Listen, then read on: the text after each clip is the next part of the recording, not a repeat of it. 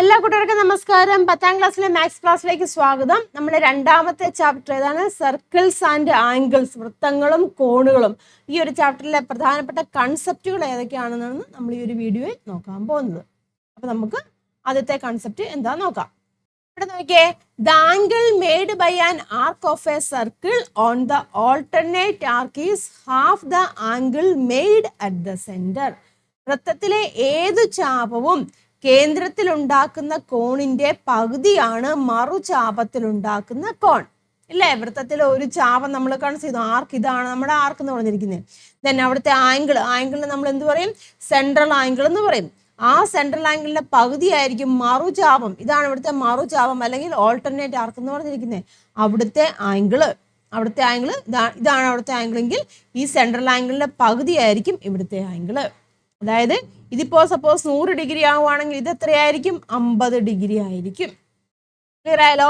അതുപോലെ തന്നെ നമ്മളിങ്ങനെ സർക്കിൾ കൺസിഡർ ചെയ്യുവാണ്. ഇവിടെ നോക്കിയേ, അതെ ഇവിടുന്ന് 2 പോയിന്റ് നമ്മളിതാ ഈ ഒരു ആംഗിൾ, ഇവിടെ ഒരു സപ്പോസ് ഈ ഒരു ആംഗിൾ, ഇവിടെ ഈ പോയിന്റിൽ ഉണ്ടാക്കുന്ന ഒരു ആംഗിൾ നമ്മൾ ഇവിടെ തന്നു. ദെൻ നമുക്ക് ആ ആംഗിൾ തന്നിട്ടുണ്ടെന്നുണ്ടെങ്കിൽ, ഈ ആംഗിൾ ഇവിടെ തന്നിട്ടുണ്ടെങ്കിൽ ഇതൊരു 60 ഡിഗ്രി ആവുകയാണെന്നുണ്ടെങ്കിൽ ഇവിടുത്തെ ആംഗിൾ എത്രയായിരിക്കും? ഇതിന്റെ ഇരട്ടി ആയിരിക്കും. അതായത് 60 × 2 ആയിരിക്കും. 120 ഡിഗ്രി ആയിരിക്കും. അതായത് ഇവിടുത്തെ ഈ ഒരു ആർക്കിന്റെ ഇരട്ടിയായിരിക്കും അവിടുത്തെ സെൻട്രൽ ആംഗിൾ എന്ന് പറയുന്നത്. അങ്ങോട്ടും ഇങ്ങോട്ടും തിരിച്ചും മറിച്ചും നിങ്ങൾ പഠിച്ചു വെക്കുക. ഇതിന്റെ അടുത്ത്, all angles made by an arc on its alternate arc are equal. വൃത്തത്തിലെ ഒരു ചാപം മറുചാപത്തിൽ ഉണ്ടാക്കുന്ന കോണുകളെല്ലാം എങ്ങനെയാണ്? തുല്യമാണ്. മനസ്സിലായല്ലോ? അതായത് വൃത്തത്തിൽ നമ്മളിപ്പോ കണ്ടു, വൃത്തത്തിൽ ഒരു ചാപാണ്, ഒരു ആർക്കാണ് ഇത് പറഞ്ഞിരിക്കുന്നത്. അതിന്റെ ഓൾട്ടർനേറ്റ് ആർക്കാണ് ഇത്ര എന്ന് പറഞ്ഞിരിക്കുന്നത്. അപ്പൊ അവിടുത്തെ ആംഗിളുകൾ അല്ലേ, അവിടുത്തെ ആംഗിളുകളെല്ലാം എങ്ങനെയായിരിക്കും? തുല്യമായിരിക്കും. ഏതൊരു പോയിന്റിൽ നമ്മൾ ആംഗിൾ എടുത്താലും അതെങ്ങനെയായിരിക്കും? തുല്യമായിരിക്കും. അടുത്ത്, if we join the ends of a diameter of a circle to a point on the circle, we get a right angle. എന്താണ്? വൃത്തത്തിലെ ഒരു വ്യാസത്തിന്റെ അറ്റങ്ങൾ വൃത്തത്തിലെ മറ്റേതൊരു ബിന്ദുവുമായി യോജിപ്പിച്ചാലും കിട്ടുന്ന മട്ടകോണായിരിക്കും. അതായത് നമ്മൾ വൃത്തത്തിലെ വ്യാസം എന്ന് പറയുമ്പോൾ എന്താണ്? അത് അർത്ഥവൃത്തത്തിലെ കോണുകളൊക്കെ എത്രയായിരിക്കും? 90 ഡിഗ്രി ആയിരിക്കും. ഏതൊരു കോണുകളും തുല്യാന്ന് നമ്മൾ പറഞ്ഞു ഇല്ലേ? അതായത് നമ്മളൊരു വൃത്തം നമ്മൾ കൺസിഡർ ചെയ്ത് വൃത്തത്തിന്റെ സെന്ററിൽ കൂടെ പോവുകയാണെന്നുണ്ടെങ്കിൽ, അതായത് ഡയമീറ്റർ നമ്മൾ കൺസിഡർ ചെയ്യുവാണെന്നുണ്ടെങ്കിൽ നമുക്കറിയാം അവിടുത്തെ എല്ലാ ആംഗിൾസും തുല്യമാണ്. അപ്പൊ ഡയമീറ്റർ കൺസിഡർ ചെയ്യുവാണെങ്കിൽ എന്താണ്? അവിടുത്തെ ആ ആർക്കിൽ ഉണ്ടാകുന്ന ആംഗിൾസുകളെല്ലാം എങ്ങനെയായിരിക്കും? 90 ഡിഗ്രി ആയിരിക്കും. അതായത് എങ്ങനെയായിരിക്കും? Semi circle angle in a semi circle is right എന്ന് പറയാം. അർത്ഥവൃത്തത്തിലെ കോണുകളൊക്കെ എങ്ങനെയായിരിക്കും? മട്ടകോണായിരിക്കും. അർത്ഥവൃത്തത്തിലെ കോണുകൾ എങ്ങനെയാണ്? മട്ടകോണാണ്, അല്ലെങ്കിൽ റൈറ്റ് ആംഗിൾ ആയിരിക്കും. അടുത്ത്, a pair of an angles on an arc and its alternate arc are supplementary. വൃത്തത്തിലെ ഒരു ചാപം അതേ ചാപത്തിലും മറുചാപത്തിലും ഉണ്ടാക്കുന്ന ഏതു ജോഡി കോണുകളും എങ്ങനെയാണ്? അനുപൂരകമാണ്. അതായത് വൃത്തത്തിലെ ഒരു ചാപം, ഇതാണ് വൃത്തത്തിലെ ഒരു ചാപം എന്ന് പറഞ്ഞിരിക്കുന്നത് അല്ലേ? അപ്പം അതേ ചാപത്തിൽ ഒരു ആംഗിൾ ഉണ്ടാക്കുന്നുണ്ടല്ലോ, ഇതാണ്. ഇനി മറുചാപം എന്ന് പറഞ്ഞിരിക്കുന്നത് ഇതാണ് ഇല്ല, അവിടെ ഉണ്ടാക്കുന്ന ആംഗിൾ ഇതാണ്. അതെങ്ങനെയായിരിക്കും? അനുപൂരകമായിരിക്കും. അതായത് രണ്ടും കൂടെ ആഡ് ചെയ്താൽ എത്രയായിരിക്കും കിട്ടുന്നത്? 180 ആയിരിക്കും. സപ്പോസ് ഈ ഒരു ആംഗിൾ, ഇതിനെ നമ്മൾ എന്ന് കൺസിഡർ ചെയ്തു, ഈ ആംഗിളിനെ നമ്മൾ ബി എന്ന് കൺസിഡർ ചെയ്യുവാണെന്നുണ്ടെങ്കിൽ A+B എങ്ങനെയായിരിക്കും വരുന്നത്? 180 ഡിഗ്രി ആയിരിക്കും. മനസ്സിലാവുന്നുണ്ടോ? അതായത് ഇത് സപ്പോസ് ഒരു 30 ഡിഗ്രി ആണെന്ന് വിചാരിച്ചു, ഇത് 30 ഡിഗ്രി ആണ്. അപ്പൊ ഇത് എത്രയായിരിക്കും? 180 30 കുറയ്ക്കണം. എത്രയായിരിക്കും വരുന്നത്? 150 ഡിഗ്രി ആയിരിക്കും. ഇതെന്ന് പറഞ്ഞാൽ 150 ഡിഗ്രി ആയിരിക്കും. മനസ്സിലായോ? ആ ഒരു കാര്യം മനസ്സിലാക്കിയത്. ഇത് രണ്ടും കൂടെ ആഡ് ചെയ്താൽ ഇവിടുത്തെ ആംഗിളും അതിന് ഓപ്പോസിറ്റ് ആർക്കിൽ ഉണ്ടാകുന്ന ഈ ആംഗിളും കൂടെ ആഡ് ചെയ്താൽ എത്രയായിരിക്കും കിട്ടുന്നത്? 180 ഡിഗ്രി ആയിരിക്കും അവിടെ കിട്ടേണ്ടത്. അടുത്ത നോക്കിയേ, ഈ ഒരു കൺസെപ്റ്റ് മനസ്സിലാക്കിയിരിക്കുക കേട്ടോ. Joining the ends of the diameter of a circle to a point inside the circle gives an angle greater than 90 degree. വൃത്തത്തിലെ ഒരു വ്യാസത്തിന്റെ അറ്റങ്ങൾ വൃത്തത്തിന്റെ അകത്തുള്ള ബിന്ദുവുമായി യോജിപ്പിച്ചാൽ കിട്ടുന്ന കോൺ എങ്ങനെയായിരിക്കും? മട്ടത്തേക്കാൾ കൂടുതലായിരിക്കും. അതായത് നമ്മളൊരു സർക്കിൾ ഇങ്ങനെ കൺസിഡർ ചെയ്തു ഇല്ലേ? സർക്കിൾ നമ്മളിവിടെ കൺസിഡർ ചെയ്തു, ദെൻ ഡയമീറ്റർ വരച്ചു. അപ്പൊ നമുക്കറിയാം ഇവിടുത്തെ ആംഗിൾ എങ്ങനെയാണ്? ആ ആംഗിൾ എന്ന് പറഞ്ഞാൽ 90 ഡിഗ്രിയാണ്. നമുക്കറിയാം മട്ടകോണാണെന്ന് അറിയാം. 90 ഡിഗ്രിയാണ് ഇവിടുത്തെ ആംഗിൾ. അപ്പൊ വൃത്തത്തിൽ ഒരു പോയിന്റ്, വൃത്തത്തിനുള്ളിൽ എവിടെയെങ്കിലും ഒരു പോയിന്റ് നമ്മൾ കൺസിഡർ ചെയ്യുവാണ്. ആ പോയിന്റിലേക്ക് നമ്മൾ ഈ ഡയമീറ്ററിൽ നിന്ന് നമ്മളൊരു ആംഗിൾ എടുക്കുകയാണെന്നുണ്ടെങ്കിൽ ആ ആംഗിൾ എന്ന് പറയുന്നത് ഗ്രേറ്റർ ദാൻ എങ്ങനെയായിരിക്കും? 90 ഡിഗ്രി ആയിരിക്കും. മനസ്സിലായല്ലോ? അതായത് ഇത് 90 ഡിഗ്രി ആണ്. ദെൻ ഇവിടുത്തെ ആംഗിൾ എങ്ങനെയാണ്? ഗ്രേറ്റർ ദാൻ 90 ഡിഗ്രി ആയിരിക്കും വരുന്നത്. മനസ്സിലായല്ലോ? ഇനി അതുപോലെ തന്നെ വൃത്തത്തിന്റെ പുറത്ത്, നമ്മൾ വൃത്തത്തിന്റെ അകത്തെ ഒരു പോയിന്റ് കൺസിഡർ ചെയ്ത് വൃത്തത്തിന്റെ പുറത്തൊരു പോയിന്റ് കൺസിഡർ ചെയ്യാന്ന് ചോദിച്ചു. അതെങ്ങനെയായിരിക്കും? ലെസ് ദാൻ 90 ഡിഗ്രി ആയിരിക്കും. ഇത് 90 ഡിഗ്രി ആണ്. അപ്പൊ ഇതിനേക്കാളും കുറവായിരിക്കും പുറത്തെ ഒരു ബിന്ദു കൺസിഡർ ചെയ്യുവാണെങ്കിൽ അവിടുത്തെ ആംഗിൾ എന്ന് പറഞ്ഞിരിക്കുന്നു. ക്ലിയർ ആയല്ലോ? നോക്കിയേ, joining the ends of the diameter of a circle to a point outside the circle gives an angle less than 90 degree. വൃത്തത്തിലെ ഒരു വ്യാസത്തിന്റെ അറ്റങ്ങൾ വ്യാസത്തിന് പുറത്തുള്ള ബിന്ദുവുമായി യോജിപ്പിച്ചാൽ കിട്ടുന്ന കോൺ എങ്ങനെയായിരിക്കും? മട്ടത്തേക്കാൾ കുറവായിരിക്കും. മനസ്സിലായല്ലോ? പുറത്തൊരു പോയിന്റ് കൺസിഡർ ചെയ്തു, നമുക്കറിയാം ഡയമീറ്റർ ആണ്. ദെൻ ഇവിടുത്തെ ഒരു ആംഗിൾ നമുക്കറിയാം 90 ഡിഗ്രി ആണെന്നറിയാം. അപ്പൊ പുറത്തെ ഒരു ആംഗിൾ കൺസിഡർ ചെയ്യുവാണെങ്കിൽ അത് എത്രയായിരിക്കും? അതെന്ന് പറഞ്ഞിരിക്കുന്നത് ലെസ് ദാൻ 90 ഡിഗ്രി ആയിരിക്കും. ലെസ് ദാൻ 90 ഡിഗ്രി ആയിരിക്കും അതെന്ന് പറഞ്ഞു. ഇനി ഇവിടുത്തെ ഒരു പോയിന്റ് കൺസിഡർ ചെയ്യുവാണെങ്കിൽ അതെങ്ങനെയായിരിക്കും വരുന്നത്? ഈ ഒരു ആംഗിൾ എന്ന് പറഞ്ഞിരിക്കുന്നത് എങ്ങനെയായിരിക്കും വരുന്നത്? That is greater than 90 degree ആയിരിക്കും വരുന്നത്. ക്ലിയർ ആയല്ലോ? അപ്പൊ ഇത് 90 ഡിഗ്രി ആണ്. പുറത്ത് വരുവാണെന്നുണ്ടെങ്കിൽ ലെസ് ദാൻ 90 ഡിഗ്രി, അകത്തെ ഒരു പോയിന്റ് ആണെന്നുണ്ടെങ്കിൽ that is greater than 90 degree ആയിരിക്കും. Then next one, if all four vertices of a quadrilateral are on a circle, then its opposite angles are supplementary. അതായത് ഒരു ചതുർഭുജത്തിലെ മൂലകളെല്ലാം ഒരു വൃത്തത്തിലാണെങ്കിൽ അതിന്റെ എതിർക്കോണുകൾ അനുപൂരകമായിരിക്കും. അല്ലെ? ഒരു ചതുർഭുജം നമ്മൾ കൺസിഡർ ചെയ്തു. ചതുർഭുജം എന്ന് പറഞ്ഞിരിക്കുന്ന ചതുർഭുജത്തിലെ എല്ലാ കോണുകളും അല്ലെങ്കിൽ എല്ലാ പോയിന്റുകളും എങ്ങനെയാണ്? സർക്കിളിലാവുകയാണെന്നുണ്ടെങ്കിൽ സർക്കിളിലാണ് ടച്ച് ചെയ്യുന്നതെങ്കിൽ അതിന്റെ ഓപ്പോസിറ്റ് ആംഗിൾസ് ഇതും കൂടെ മേക്ക് ചെയ്യുമ്പോൾ എങ്ങനെയായിരിക്കും വരുന്നത്? 180 ഡിഗ്രി ആയിരിക്കും വരുന്നത്. അതുപോലെ തന്നെ ഇതും കൂടെ മേക്ക് ചെയ്യുന്നതും എങ്ങനെയായിരിക്കും വരുന്നത്? 180 ഡിഗ്രി ആയിരിക്കും വരുന്നത്. അതായത് ആംഗിൾ B+D, ബി എന്ന് പറഞ്ഞാൽ ഏതാണ്? ഇത് അല്ലേ? B+D 180 ഡിഗ്രി ആയിരിക്കും വരുന്നത്. അതുപോലെ തന്നെ ഇത് ആംഗിൾ എയും ആംഗിൾ സിയും കൂടെ ആഡ് ചെയ്താലും എത്രയായിരിക്കും വരുന്നത്? 180 ഡിഗ്രി ആയിരിക്കും വരുന്നത്. മനസ്സിലായല്ലോ?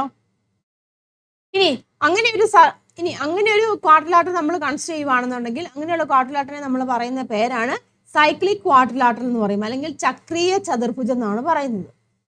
അതായത് if the opposite angles of a quadrilateral are supplementary, ഒരു ക്വാഡ്രിലാറ്ററൽ നമ്മൾ കൺസിഡർ ചെയ്തു, ആ ക്വാഡ്രിലാറ്ററിന്റെ ഓപ്പോസിറ്റ് ആംഗിൾസ് എല്ലാം സപ്ലിമെന്ററി ആവുകയാണെങ്കിൽ we can draw a circle passing through all four of its vertices. നമുക്കൊരു ഈ 4 വെർട്ടിസസ് കൂടെ നമുക്ക് എന്ത് വരയ്ക്കാൻ സാധിക്കും?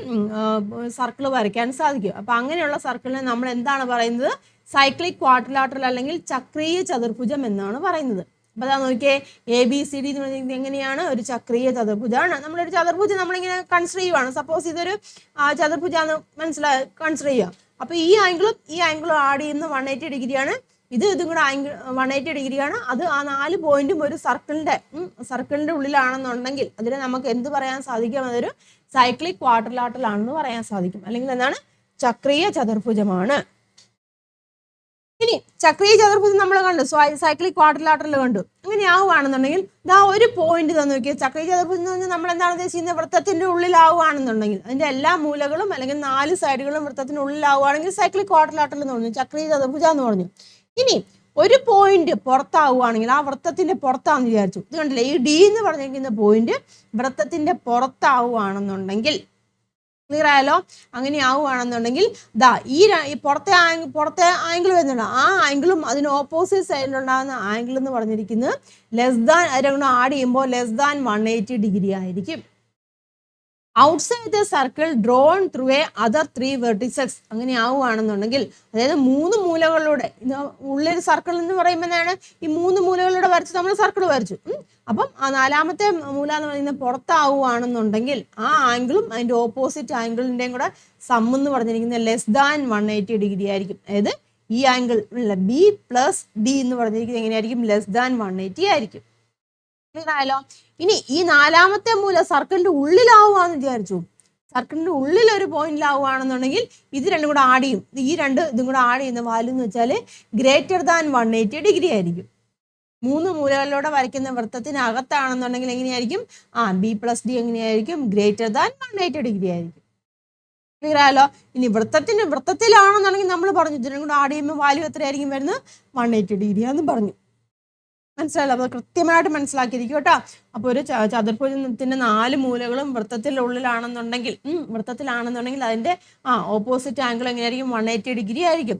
ഇനി ഏതൊരു ഒരു മൂല അല്ലെങ്കിൽ ഏതൊരു വെർട്ടിസസ് പുറത്താവുകയാണെന്നുണ്ടെങ്കിൽ അതെങ്ങനെയായിരിക്കും? അപ്പം അതിന്റെ ഓപ്പോസിറ്റ് ആംഗിൾസിന്റെ സം എന്ന് പറഞ്ഞിരിക്കുന്നത് ലെസ് ദാൻ 180 ഡിഗ്രി ആയിരിക്കും. ഇനി ഇൻസൈഡ് ദ സർക്കിളിനുള്ളിൽ ആവുകയാണെന്നുണ്ടെങ്കിൽ ഓപ്പോസിറ്റ് ആംഗിൾസിന്റെ സം എന്ന് പറഞ്ഞിരിക്കുന്നത് എങ്ങനെയായിരിക്കും? ഗ്രേറ്റർ ദാൻ 180 ഡിഗ്രി ആയിരിക്കും. 180 കൂടുതലായിരിക്കും. ഓക്കെ ആണല്ലോ? തന്നെ അടുത്ത് in a cyclic quadrilateral any outer angle is equal to the inner angle at the opposite vertex.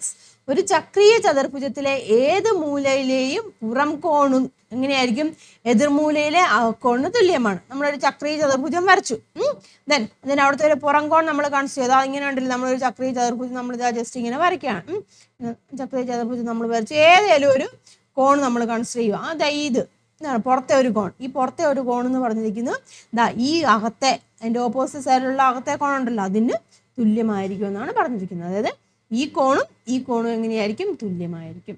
ചക്രീയ ചതുർഭുജത്തിലെ ഏത് മൂലയിലെയും പുറം കോൺ, ഏത് മൂല വേണമെങ്കിലും ഇവിടെ നോക്കി ഇത് കൺസിഡർ ചെയ്യാം. അപ്പൊ ഇതും ആവുകയാണെങ്കിൽ ഇതും കൂടെ എങ്ങനെയായിരിക്കും?